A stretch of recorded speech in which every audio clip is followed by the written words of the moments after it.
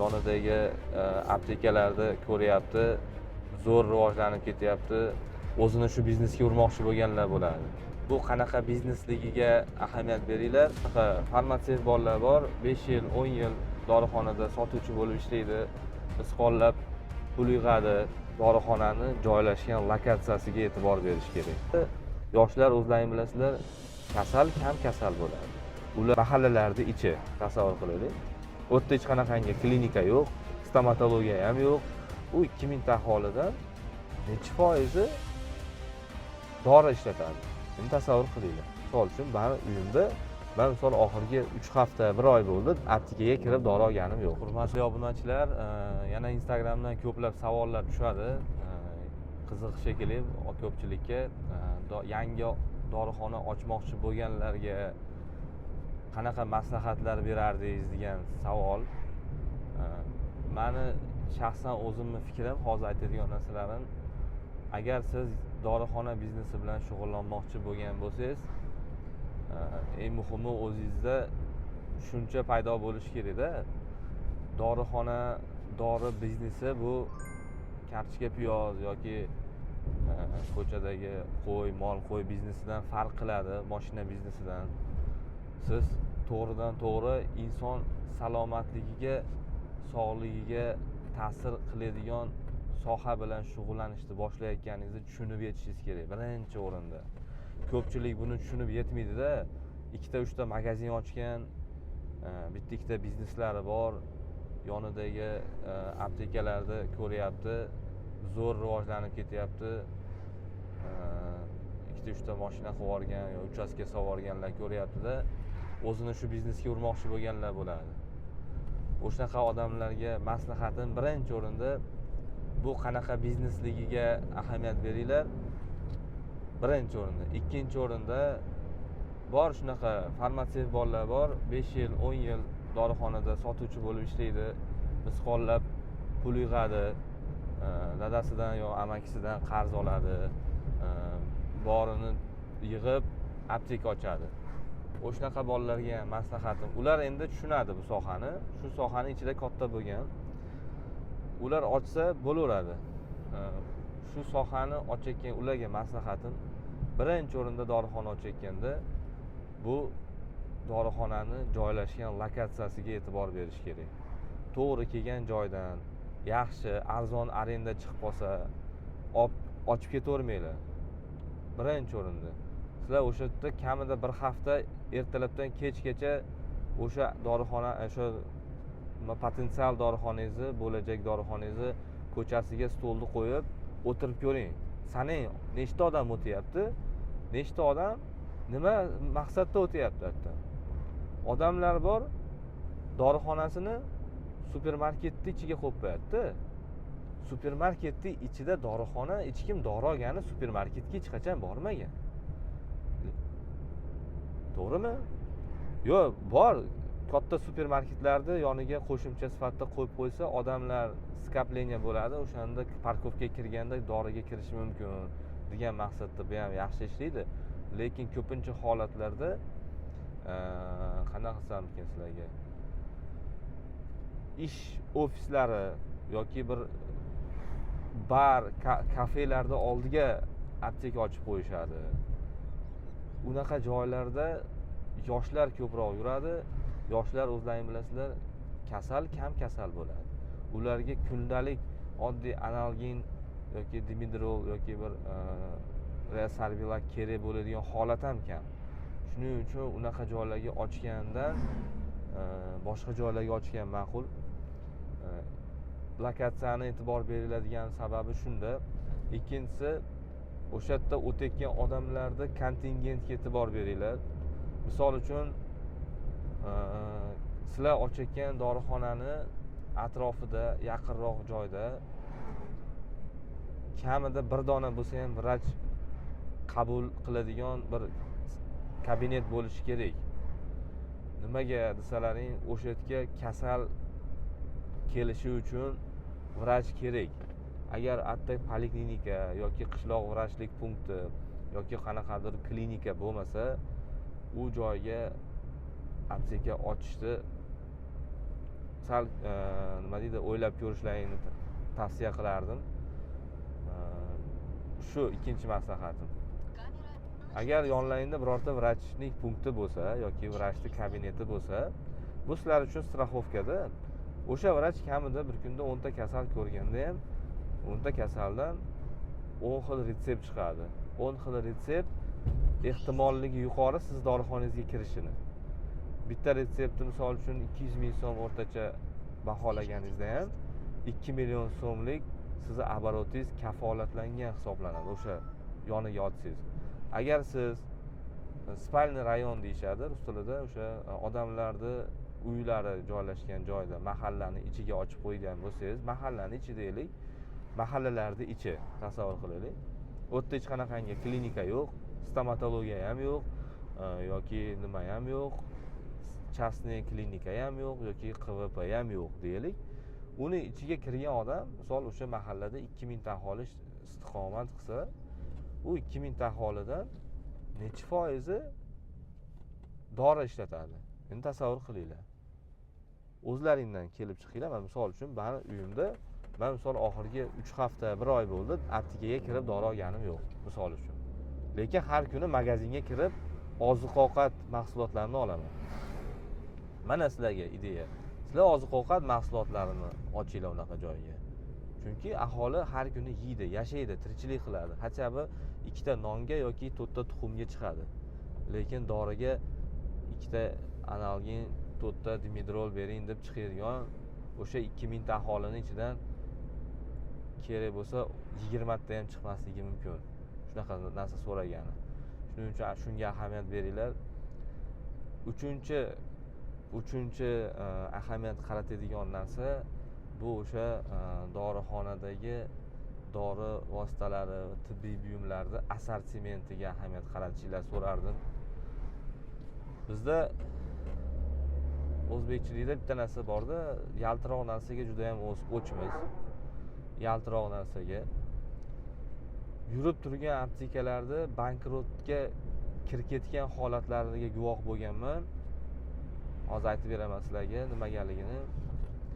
Bir xil miqdordagi tovardan ko'plab sonda sotib olishadi.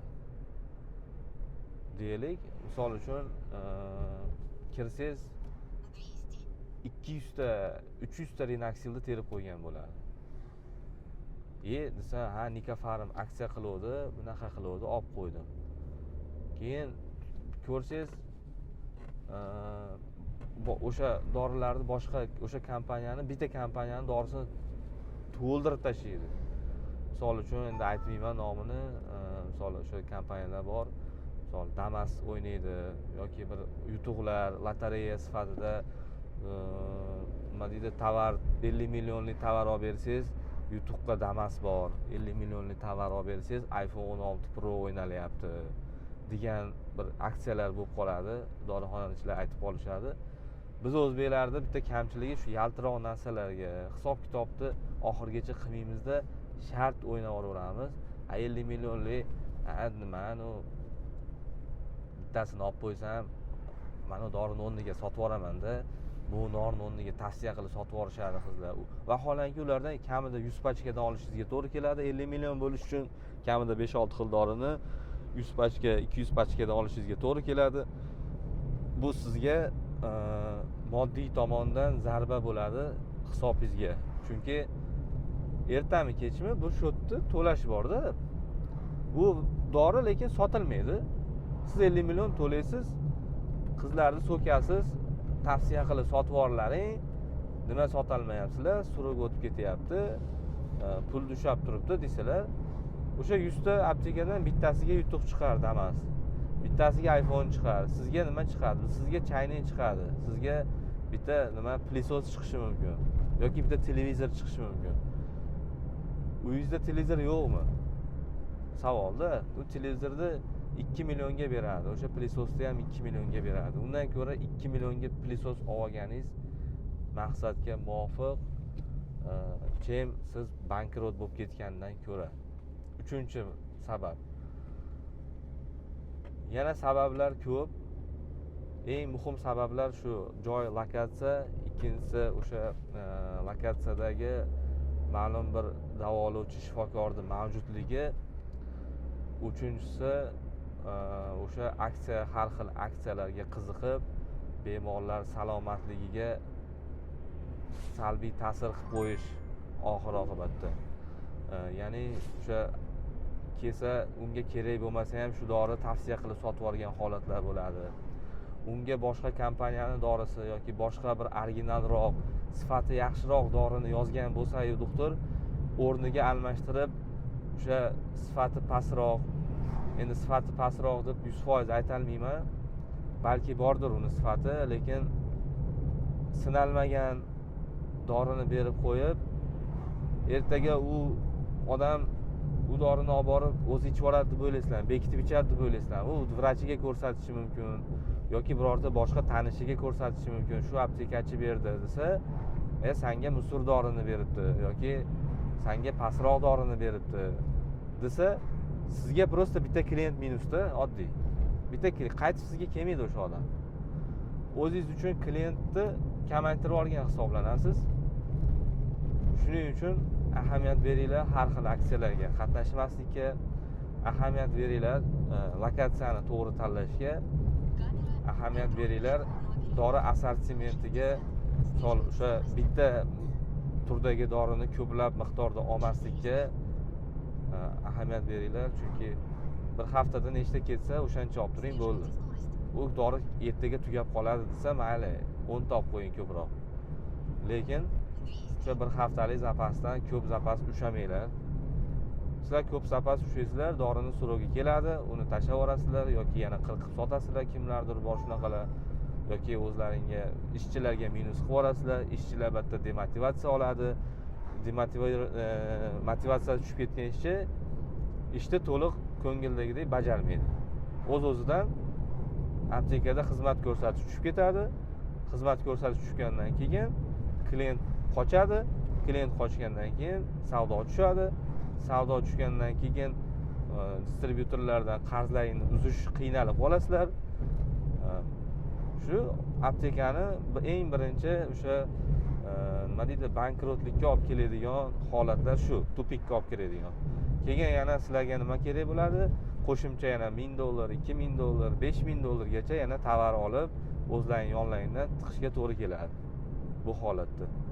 Bu holatni qilmaslik uchun iloji boricha maksimal darajada o'sha оборотni to'g'ri ushlash kerak. Ketayotgan kolичествоga mos dorini sotib olish kerak. Dori zakaz qilish kerak. Sezon bo'lyaptimi? Kam dori ketyaptimi? Sal sizlar ham zakazni kamaytiringlar. Sezon yaxshilanyaptimi? Sirazu zakazni kolичествоlar sonini ko'paytirib, misol 10 ta upakovka zakaz qilayotgan bo'lsangiz bir haftaga, sezon yurib qoldi degani уже 15 taga olib chiqasiz. 20 taga sirazu olib chiqib olmaysiz. 12 ta, 13 ta qilib turib, keyin 20 taga olib chiqsangiz bo'ladi. To'rtinchi masala, yana bir og'riqli nuqtalari dorixonada yurib turgan dorixonachilarga maslahatim, ilojisi bo'lsa dorixonani оборотidagi pulga tegmang. Maksimal darajada. Men shunaqalar ko'rganman, kimdandir yaxshi narxga jentra chiqib qoladi. Dorixonani shu o'tdagi pulni yechadida jentra bosib oladi o'ziga. Vaholanki оборотdagi pul shu jentra 13 ming, 14 ming dollar bo'lsa, yo'q-da, 150 million, 160 million pul dorixonani biznesida оборотga ancha jiddiy ta'sir ko'rsatib qo'yishi mumkin. Shuni hisobini olinglar va dorixonalarda dori oqimini doimiy nazorat qilishni unutmanglar. Bir xilgilar bor, bir yilda bir marta inventarizatsiya qiladi. Bu juda ham katta xato. Nimaga desalaring, bir yilda bir marta inventarizatsiya qilsangiz 12 oyda har 12 oydagi natijani ko'ra olmaysiz. Siz har oyda bir marta inventarizatsiya qilishga o'rganing, odatlaning shu narsaga. Ishchilarni qiynasangiz ham, zato sizni foydangiz o'sha yerda hisobingiz joyiga keladi.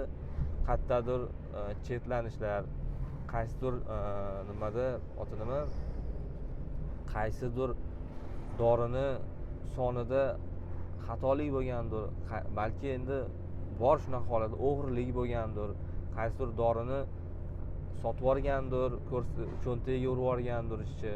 O'shanaqa omillarni ham ko'p ko'rdimda dorixonalarda. Bankrot bo'lib ketishga olib keladi. Oxir oqibat kichkina kamchiliklar bilan, lekin dorixonani bankrotlikka olib keladigan omillar hisoblanadi. Shunga ahamiyat beringlar. Inventarizatsiyani oyiga bir marta qilish kerak. Nech pullik tovar olib keldingiz, sotib oldingiz, nech pullik tovar sotdingiz. Shuni hisobini oling. Nech pullik tovar sotdingiz, nech pullik tovar oldingiz. O'shandan siz hisobingizni chiqaraverasiz. Siz aptekangiz plyusga qarab ketyaptimi, minusga qarab ketyaptimi? Nech pul aptekadan pul oldingiz o'zingizga o'sha bir oy mobaynida. Ko'p oborayotgan bo'lsangiz, kamaytiring. Kam oborayotgan bo'lsangiz, yana ko'rib chiqasiz o'zingizga. O'shanda aptekani to'g'ri yuritsa bo'ladi. Ha? Bo'ldi. Kanalimizga obuna bo'lib qo'yinglar. Agar bergan ma'lumotlarimiz sizlarga foydali bo'lgan bo'lsa, shu YouTube kanalimizga obuna bo'linglar. Kimgadir so'rab qolsa, nima deydi? Jo'natinglar, podelitsa qilinglar. Yoqqan bo'lsa like bosinglar.